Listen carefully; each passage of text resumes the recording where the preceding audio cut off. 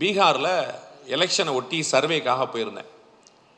அந்த சர்வேக்கு போயிருந்தபோது சாசாராம் அப்படின்னு ஒரு இடம், ஷேர்ஷா அப்படின்னு ஒரு ராஜா கேள்விப்பட்டிருப்பீங்க. அந்த ராஜா இருந்த இடம் சாசாராம் அப்படின்னு பேர். எங்கள் மாவட்டத்துக்கு பக்கத்து மாவட்டம். அந்த மாவட்டத்தில் மாவோயிஸ்ட் நக்சல்வாதிகள் பயங்கர ஆதிக்கம் தாக்கம் அங்கே ரொம்ப உண்டு.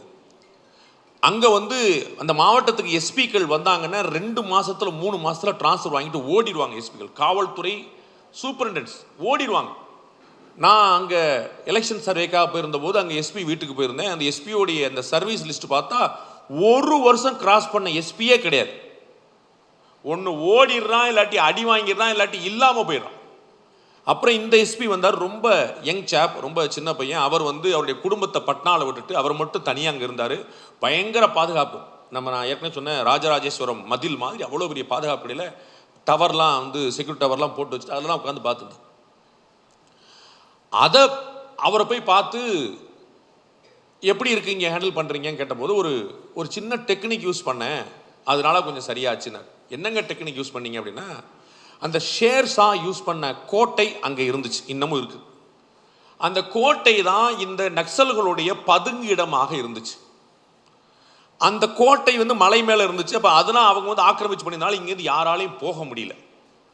அப்போ இவர் என்ன பண்ணார், அந்த சாசாராம் மாவட்ட காவல்துறை கண்காணிப்பாளர் பீகார் பூரா ஷேர்ஷாவுடைய கோட்டைக்கு வாங்க, ஷேர்கானுடைய கோட்டைக்கு வாங்கன்னு பிரச்சாரம் பண்ணார். எல்லா ஊர்களுக்கும் பிரச்சாரம் பண்ணி அங்கே வாங்க அங்கே வாங்கன்னு நம்மால் பூரா ஏதோ டூர் போல தெரியுது, நல்லா இருக்கும் போல, ஜாலியாக இருக்கும் பொழுது ஷேர்ஷா இருந்த கோட்டை, அந்த சாசாராம் கோட்டையில் இருந்த அந்த சுத்திப்பத்து கிராமத்துக்காரங்களுக்கு தெரியும் அது போகக்கூடாத இடம்னு, சுற்றுவாங்கன்னு.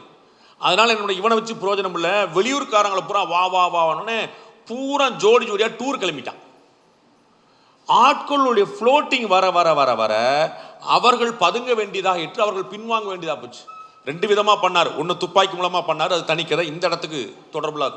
2வது ஆப்ஷன் என்ன பண்ணார்னா, பப்ளிக்குடைய ஃப்ளோட்டிங் அதிகம் விட்டார்.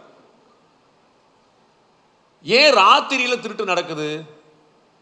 ராத்திரியில் எல்லாரும் தூங்கிடுவோம். ஏன் பகலில் கம்மியாக திருட்டு நடக்குது? திருட்டு நடக்கலன்னு சொல்ல முடியல, நம்ம பார்க்கணும்ல. அப்போ கம்மியாக நடமாட்டம் இருந்தால் திருட்டு கம்மியாக இருக்கும்.